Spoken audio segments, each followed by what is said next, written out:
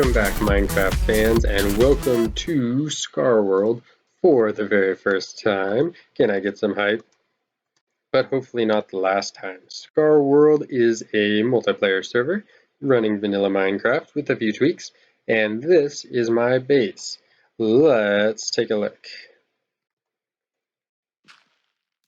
We've got Pat Space, Top Security Lab, Danger, testing underway.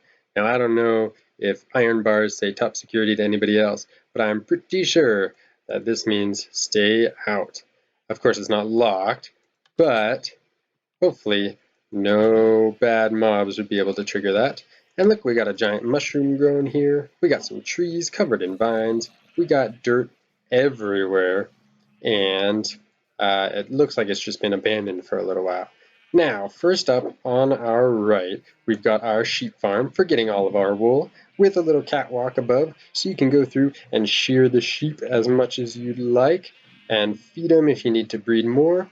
And they've been doing some strange experiments, because look at what colors of sheep they got in here. Those are no sheep that I know about. Must be some of those chemicals that they've been experimenting on animals with. And over here, to continue that theme, we've got all of our cows. And if you want, you can jump in here, breed them up, slice them down, get that leather, and look, they've even got some water to drink from, as do the sheep.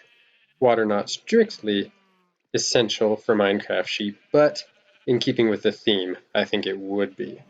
Diorite posts, granite roof, and some smooth stone and andesite. That, of course, will be a theme throughout here. Now, on my left, we have our farming facility with your usual sugarcane. Its properties are very important. And then your unusual alien plants from another world. Of course, it's chorus fruit. Now, I wasn't able to get them to grow very high, but at least you can see here that they do grow. And then over here, we've got our wheat for feeding our sheep, and perhaps these strange lights and these strange seeds here are why our sheep are turning all kinds of colors. Complete with a brewing station, a mortar and pestle, and an empty cup, and some nether wart over here. Again, some kind of an alien crop that they're experimenting with here, along with some furnaces of various foreboding types. This room was a particular challenge because the lights here, I really wanted to do this kind of TIE fighter light design, but of course getting these trapdoors to extend from the ceiling was difficult, so I finally just broke down and went with the redstone torches in plain view, which also lends kind of an eerie glow to this whole place, and I'm a fan. And on top of all that, it's way too small, and I've got water dripping from the ceiling right into the stream, and I like that too. So, moving on, that's it for our growing facility, although I will highlight the overall shape, let me get out here, of the facility here, with its kind of domed roof this way and a separate entrance way. I like that a lot, and if you can look at it from the inside, I think you can see that the best. Yeah, where it kind of extends up here and then goes down on this side. Well, along with the skylight too. Anyway, moving on in this granite little outcropping here with the growth all around, and it just ends suddenly. This is, of course, the entrance to our mines, where we can go downstairs and all the way to bedrock and mine out whatever we want. Diamonds, iron, obsidian. There's also a dual zombie spider grinder down there for experience and string, of course. And look at these vines are really coming along nicely. I don't have any plans to do any more work on this level of the base, but of course the vines will grow more and some of those mushrooms will spread, and that'll make everything better. Now here we get to see that we have got a pipe coming through here. Hopefully you can see that, and it's actually kind of fun because you can crawl through the pipes yourself. This one doesn't go anywhere, but I'll do more on that when we get to the end. Next, I want to show you my little office building here, maybe a communications hub. Probably got a radio set up in here, but as you can see through the window, it's going to be our nether portal room. Room being a very generous term here. It's much more of a closet. So that's all I got here, but of course it's bricking, and if you look at the back side, it's getting covered in vines and just falling apart. Look at that. That's where stucco has just come off and splash into the water below. Oh, and of course we've got pipes spewing all kinds of dangerous chemicals right back into the swamp. Just like they should be, right? I'm sure that's PC. All right, let's keep going. Over on this side, if we follow our pipe this way, we've got 2 vats of who knows what, but there is a window so we can look in here and see what's in there. And maybe, oh, did you see that? I'll replay the footage. There's a pufferfish in there, very dangerous, but very important if you want to understand the toxins and use them for whatever nefarious purpose you have yourself. And in here, even more dangerous, of course, we've got a guardian trapped and being tested so we understand just exactly what makes those guardians tick. Very dangerous indeed. Of course, all around this facility, we've got these large platforms which are just sticking up here out of the swamp so that we can do our experiments on top of that, and also gives us a safe place to build our buildings without anybody snooping around or floating in through the swamp. Throughout this base, like any base, lighting is a problem. Keeping this place lit without just spamming torches everywhere, pay no attention to those torches over there, is a problem. So what I've done is made some workstations where I assume somebody set up one of their rods here so they could get some work done and just abandoned it and never came back to turn off their light or to pick up their workstation. So here we see the pipe that feeds the animals here with water, and we have our second checkpoint entry with our important caution sign here. And those are the only 2 ways to get into this base, because the rest of it, as you can see, is raised up away from the water. So this building here is our enchanting room. Very strong posts, although some of it's fallen apart here, and very safeguarded windows.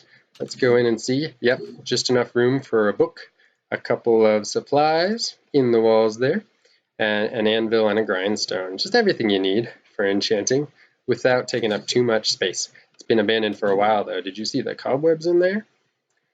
And now to the final platform that this base is built on, we pass by this pipe for one last time. And this pipe goes on its way around the bend here and up to this sort of, I don't know, cap, I guess.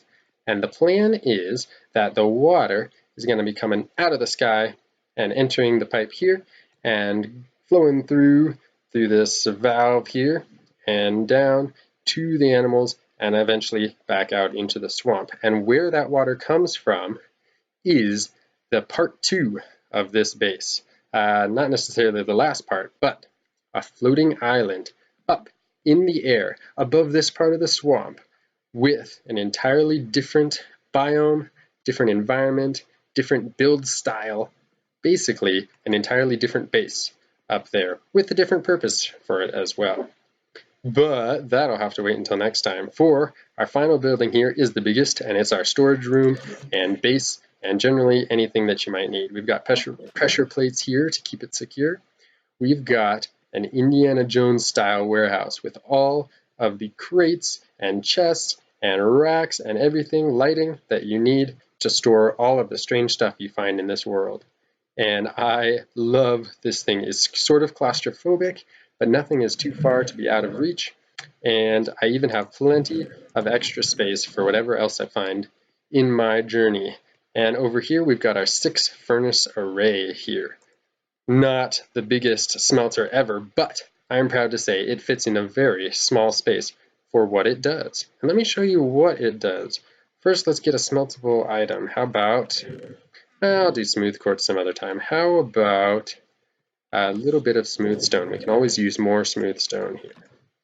What I'm going to do is duck under the redstone here to the back side of the furnace. This is our output chest. It's empty right now, but all you have to do is throw your items in this hopper, and the T flip-flop activates. Did you hear that?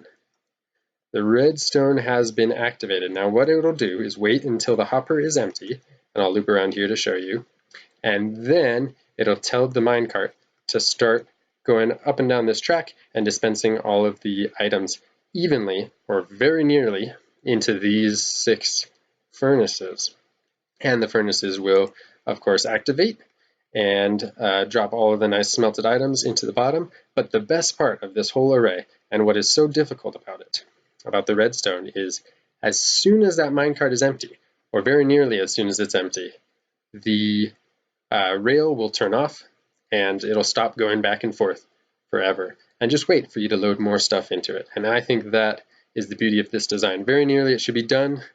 There it goes. And look at that. They all light up. And as you can see, they're getting items in.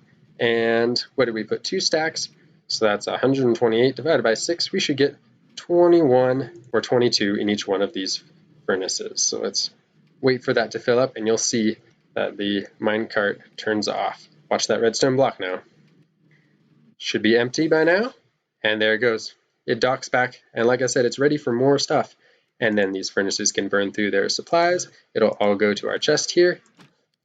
It's pretty quick, and it fits into a 3 wide space with, you could put as many furnaces as you wanted, but it's only 3 wide, and it only sticks out from your furnaces by, let's see, 1, 2, 3, 4, 5 blocks. So very compact. Very simple redstone too. Just 2 sticky pistons. Other than that, not a lot of dangerous supplies. So over here I've got my requisite crafting stations, my end chest, and a ladder, which leads to a little office up here with a bed.